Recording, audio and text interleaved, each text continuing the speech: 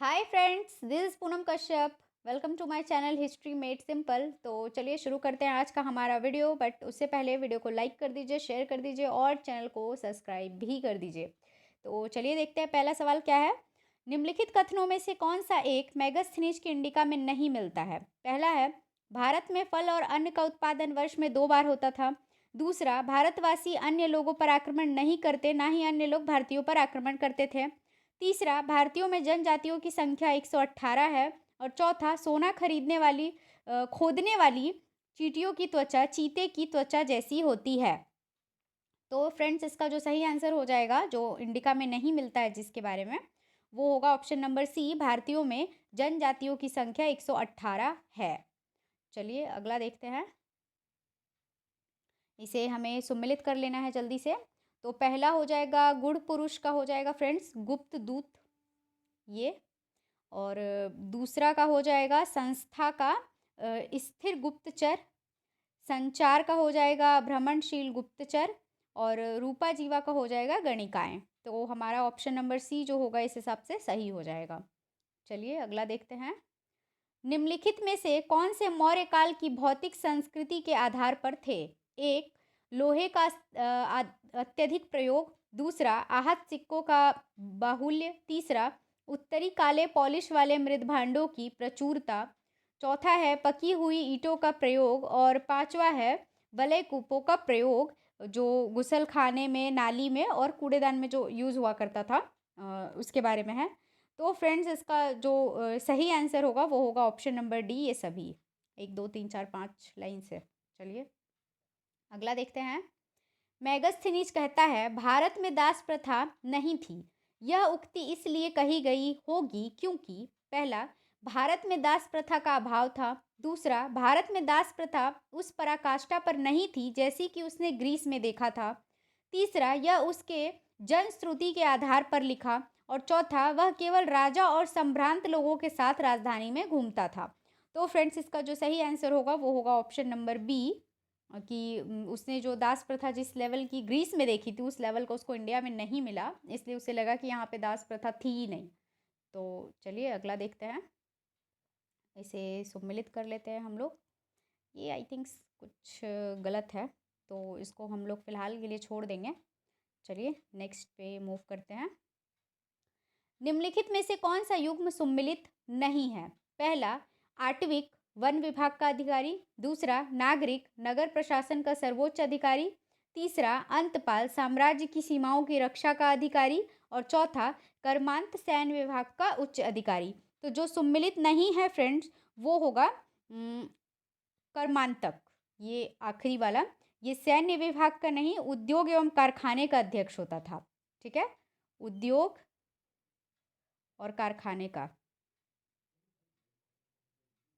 आप लोग नोट कर लीजिए इसे। और सैन्य विभाग का उच्च अधिकारी नायक कहलाता था। ये मैं यहाँ लिख देती हूँ, नायक। ऐसे क्वेश्चंस बहुत पूछे जाते हैं फ्रेंड्स एग्जाम में, तो आप लोग इसे नोट कर लीजिए। तो चलिए अगले क्वेश्चन पे मूव करते हैं।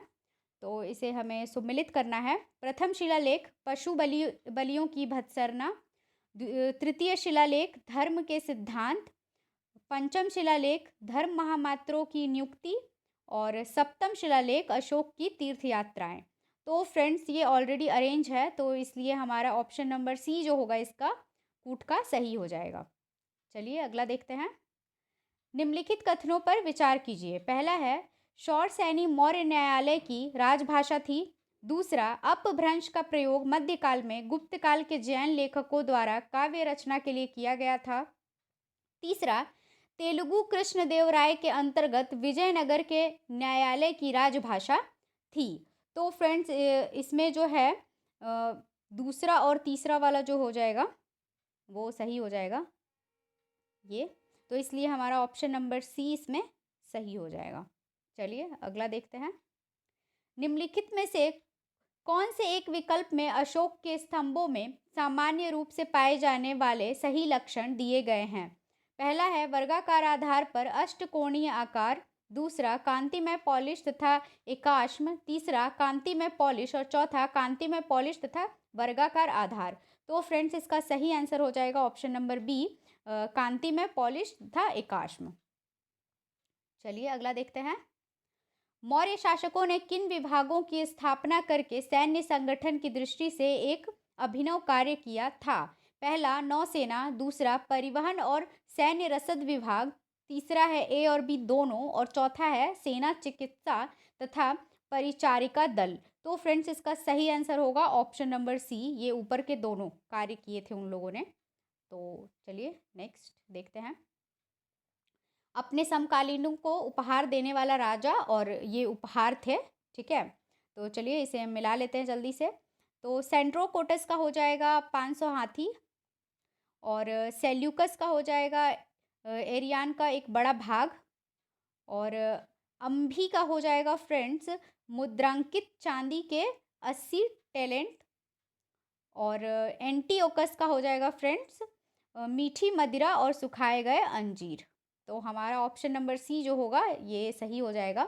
तो फ्रेंड्स आप लोग देख ही रहे हो, इसी तरह के क्वेश्चंस पूछे जाएंगे आपसे, कुछ अलग नहीं, यही पैटर्न होता है, बस थोड़ा क्वेश्चंस को ट्विस्ट एंड टर्न कर दिया जाता है। तो आप लोग कंफ्यूज मत होइएगा एग्जाम में, बहुत सोच समझ के क्वेश्चन को पढ़ के तब जवाब दीजिएगा। चलिए अगला देखते हैं। निम्नलिखित में से कौन सा एक युग्म सही सुम्मिलित नहीं है? पहला है 14 प्रमुख शिलालेख, धम्म के विभिन्न सिद्धांत, दूसरा है भाब्रू अभिलेख, अशोक का नवीन प्रशासन, तीसरा है 7 स्तंभ अभिलेख, शिलालेखों के परिशिष्ट, और चौथा है बराबर गुफा अभिलेख, अशोक की सहिष्णुता। तो फ्रेंड्स इसका जो सुम्मिलित नहीं है वो पहला वाला ही है हमारा, 14 प्रमुख शिलालेख, धम्म के विभिन्न सिद्धांत, ये गलत है। तो चलिए आप लोग अगर मुझे चाहते हो, आप लोग कमेंट करो कि मैं इसके ऊपर एक एक्सप्लेनेशन वीडियो भी बनाऊं। तो अगर आप लोग चाहते हो इसके ऊपर एक्सप्लेनेशन वीडियो देखना तो प्लीज़ जल्दी से कमेंट कीजिए मुझे। और इसके ऊपर मेरी ऑलरेडी एक चैप्टर के ऊपर बनी हुई है कंसेप्ट वाली वीडियो, तो आप लोग वो जाके देखो और मुझे बताओ कि आप लोगों को कैसी लगी। तो चलिए अगला देखते हैं। अशोक के अधिकांश लेख प्राकृतिक भाषा में हैं क्योंकि यह उस समय की एकमात्र ज्ञात भाषा थी। दूसरा, अधिकांश लोगों द्वारा समझी जाती थी। तीसरा, राज्य की भाषा थी। और चौथा, उस समय की एकमात्र अज्ञात भाषा थी। तो फ्रेंड्स इसका जो सही आंसर होगा वो होगा ऑप्शन नंबर बी, अधिकांश लोगों द्वारा समझी जाती थी। चलिए अगला। कहाँ से प्राप्त अपने अभिलेखों में अशोक के नाम का उल्लेख मिलता है? ए, नेत्तुर, उदयगोत्तम, मास्की एवं गुर्जरा, दूसरा कंधार, बैराट, एरगुड़ी एवं मास्की, तीसरा केवल मास्की एवं गुर्जरा, और चौथा है केवल धौली एवं रूपनाथ। तो फ्रेंड्स इसका सही आंसर हो जाएगा ऑप्शन नंबर ए, नेत्तुर, उदयगोमता, मास्की एवं गुर्जरा। तो चलिए नेक्स्ट देखते हैं। मौर्यकालीन सामाजिक व्यवस्था में निम्नतम सामाजिक स्तर पर दास नहीं अपितु चांडाल थे। चांडालों के विषय में कौन से कथन सत्य है? हमें ये बताना है। तो चलिए देख लेते हैं।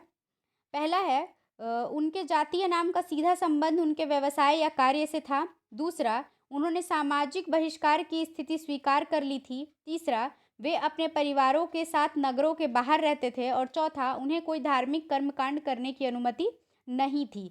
तो फ्रेंड्स इसमें जो सही होगा वो होगा पहला, दूसरा, तीसरा, ये सही होगा। तो इसलिए हमारा कूट नंबर ए जो होगा वो सही हो जाएगा। चलिए अरेंज कर लेते हैं। प्रदेशों के नाम है और उनकी राजधानियाँ दी गई हैं, तो ये सब याद रखने की ज़रूरत है आप लोगों को। तो चलिए देख लेते हैं पहले इसे अरेंज करके हम लोग। पहला जो उत्तरापथ है इसका हो जाएगा तक्षशिला, और अवंती राष्ट्र का हो जाएगा उज्जैनी, प्राशी का हो जाएगा फ्रेंड्स पाटलिपुत्र, और कलिंग का तोसली। तो हमारा ऑप्शन नंबर बी जो है इस हिसाब से सही हो जाएगा। चलिए अगला देखते हैं। पतंजलि यह साक्ष्य देता है कि मौर्य काल में धन के लिए नए पंथ और अंधविश्वास प्रवर्तित थे। कारण है राज्य में किसी भी अप्रत्याशित आर्थिक संकट का सामना करने के लिए कोषागार का पर्याप्त भरा रहना आवश्यक था।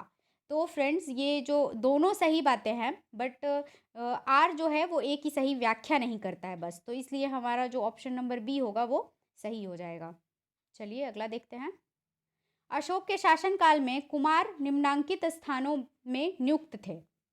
हमें ये बताना है तो पहला है तक्षशिला, तोसली एवं उज्जैनी, दूसरा है उज्जैनी, मथुरा एवं एरगुडी, तीसरा है तक्षशिला, तोसली एवं सोपारा, और चौथा है तक्षशिला, उज्जैनी एवं जूनागढ़। तो फ्रेंड्स इसका सही आंसर हो जाएगा ऑप्शन नंबर ए, तक्षशिला, तोसली एवं उज्जैनी।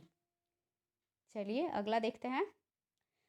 स्वास्थ्य रक्षा के लिए अशोक द्वारा किए गए सर्वाधिक महत्वपूर्ण कार्य थे। पहला, उसने मनुष्यों और पशुओं दोनों के उपचार के लिए, ये गलत है थोड़ा, ये मनुष्य नहीं हो, ये मनुष्य होगा, मनुष्यों और पशुओं दोनों के उपचार के लिए औषधालय खोले।